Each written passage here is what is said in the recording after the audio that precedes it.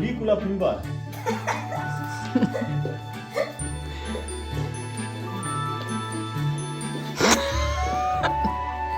Hai, puiule, hai. Hai. Hai, puiule, hai. Hai.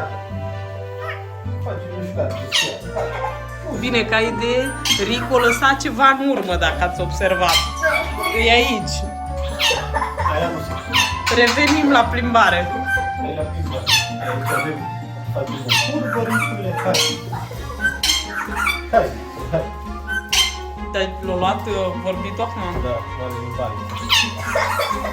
Hai. Hai, la plimbare, hai. Sport face Rico, sport. Hai, cu sport de acolo. Hai. E frumos. Unde vrei să mai plimbăm, puiule? Ți-a plăcut, Suzana? Mergem după Lucas, ca să știi. Așa, Lucas și cu Rico.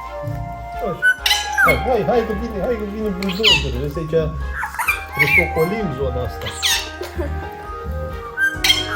Așa, acum mergem și un pic călare pe Lucas. Hai, te-ai îngusit. Hai. Hai, mai departe. Nu-i voi, hai. Nu-i voie să vorbim urât, Rico, nu vorbim Hai, urât. mergem frumos, hai. Hai, Ricule, că te toflou, hai. Hai, hai. Ricule, ce ai zis? Nu ai zis nimic. Hai că vrea să plimbă, hai că noi vrem să nu...